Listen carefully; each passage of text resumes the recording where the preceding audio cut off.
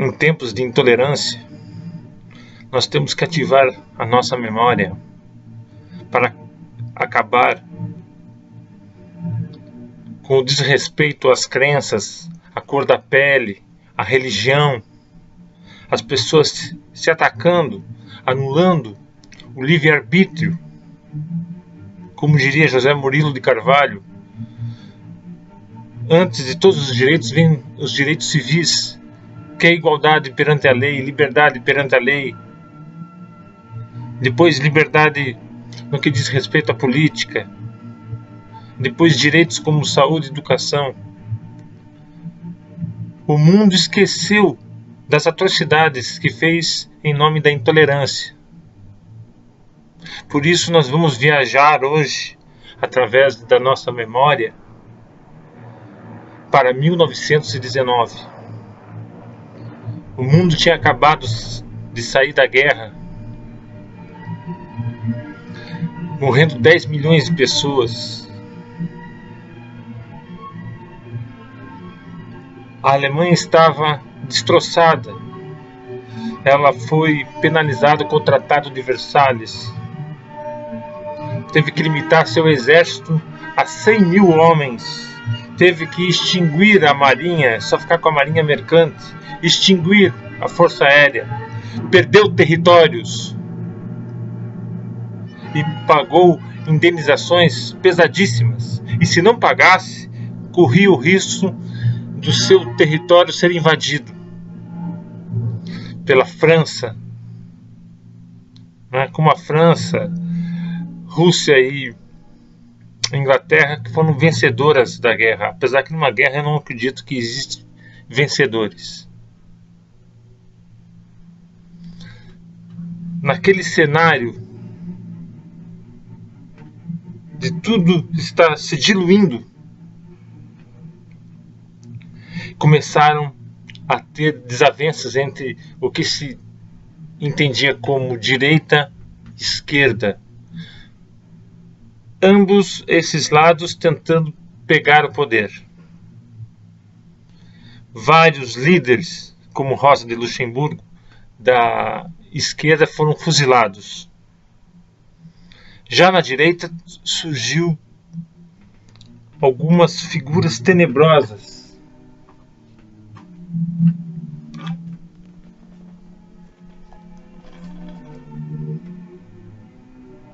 como Adolf Hitler, ex-cabo do exército,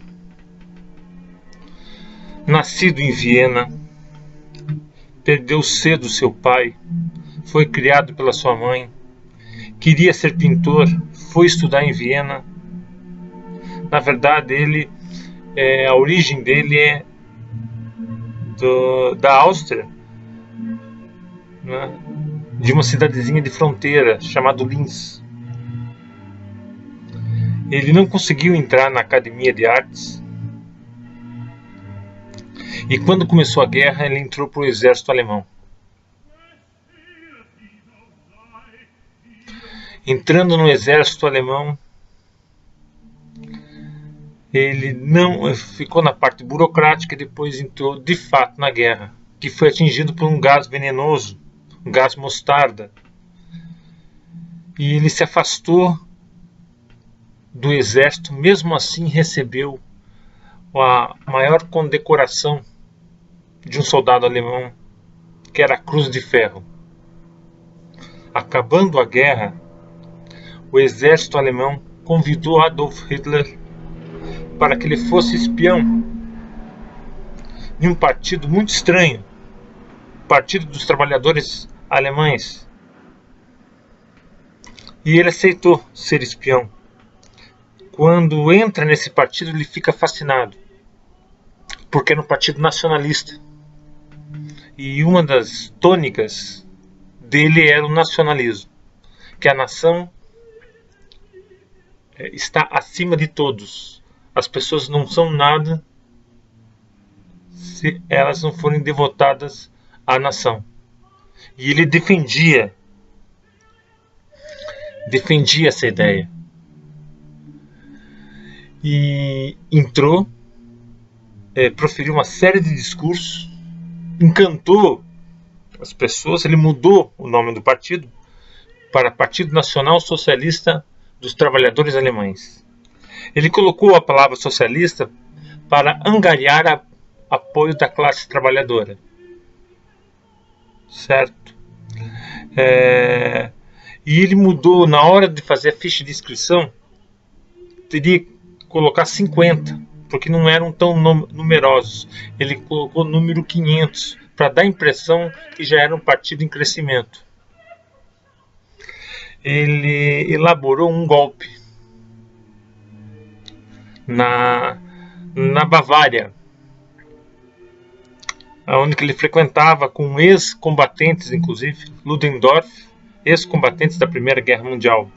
Ele entrou numa cervejaria, enorme, aliás, a cervejaria, proferiu um discurso, deu um tiro para cima e convidou a todos a seguirem para ele tomar o poder na Alemanha. Acontece que o exército alemão reagiu, feriu 16 nazistas, inclusive viraram símbolo, né, do movimento nazista, e ele foi preso. Como antes, hoje, ele foi preso com a conivência de um juiz.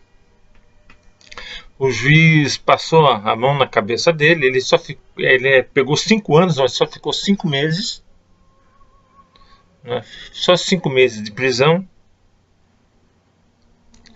E lá na prisão ele escreveu o livro. Na verdade, ele não escreveu esse livro. Quem escreveu foi o amigo dele, Rudolf Hess. Ele ditava. E lá estão as principais ideias. Ordem, ódio aos judeus, homossexuais, ciganos, comunistas. O objetivo maior para Hitler era tomar a União Soviética. Tomando a União Soviética, tomaria o mundo. O nome desse livro é Mein Kampf, que significa Minha Luta. Isso aconteceu em 1924, o golpe em 23, a prisão em 24 e 25. A França tomou uma parte muito rica da Alemanha, porque a Alemanha não tinha pago a indenização de guerra. Essa região é conhecida como Ur. Certo? Então, tomou essa região, aí provocou uma inflação, uma das maiores inflações da história do mundo.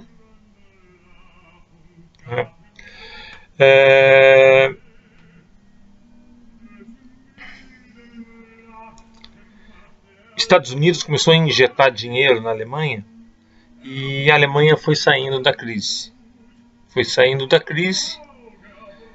Só voltaria à crise mais tarde.